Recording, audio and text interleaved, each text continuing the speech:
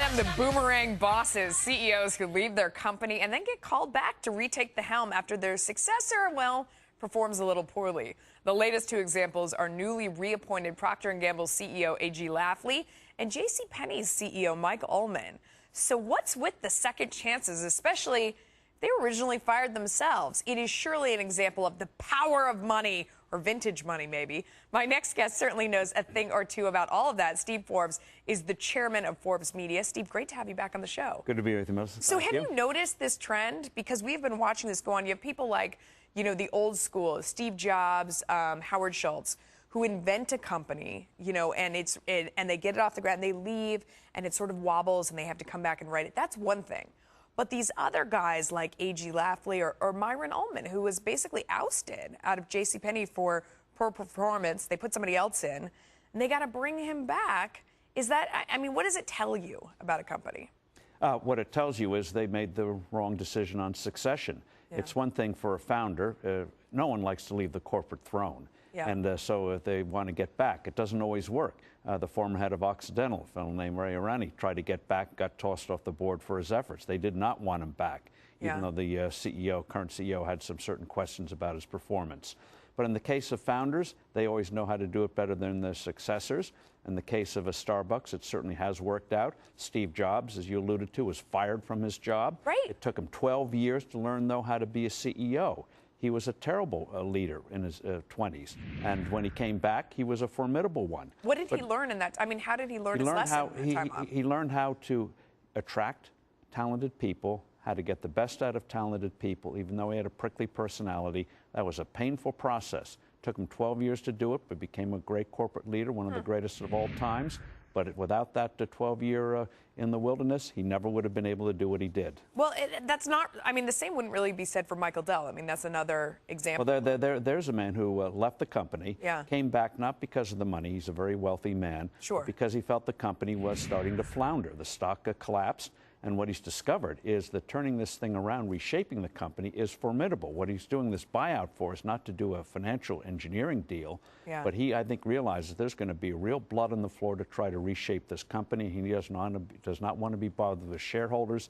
He wants to be able to do it on his own because he thinks he can do it, and he's the only one who can do it. Do you have confidence in him? Look at what has happened to this company since he's come back in 2007. The stock has fallen almost 50%. Well, I think the slide was already beginning before that, and the prospect of him coming back boosted the stock initially, but I think he wants to move away from the stock. This is his baby. He wants to be able to have a chance to revive it, but he knows it's going to take massive surgery, and he doesn't want quarterly report shareholders on his back. Is it hubris when these guys come back? They've been at the top. They left for one reason or another. Yeah, part of it is ego. They love doing it. But really, it's really the entrepreneur who's created something. This is his creation. When he sees that it's not being run the way he thinks it should be run, they're getting away from his original spirit, he's going to come back.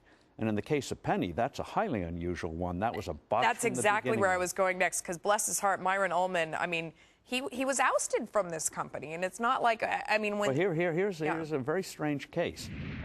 Everyone felt JCPenney was on a slow decline, so they bring in Ron Johnson, had a great record at Apple, great record at Target as the kids call it, and comes in and a massive failure. They didn't stick with him.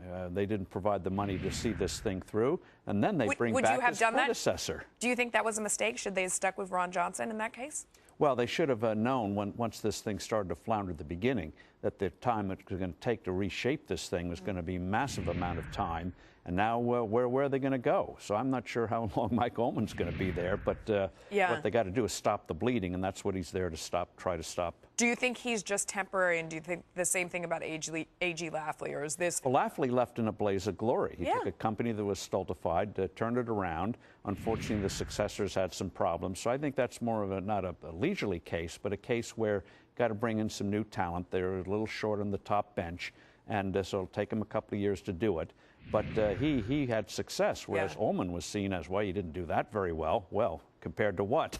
Yeah, I think that was the biggest surprise of all of them, is that when they said that they were bringing Ullman back, a lot of people just couldn't believe it. You think that's very temporary, where they do some sort of search because they weren't happy with this performance in the first place? Yeah, well, the equity funds got to sit down and figure out should this company be? Where can it go? And then be willing to provide the resources and the time to turn the thing around. These quick turnarounds only happen in movies. In real life, it is very difficult. Steve Forbes, such a wealth of knowledge. Thank you for coming on and sharing it. We appreciate it.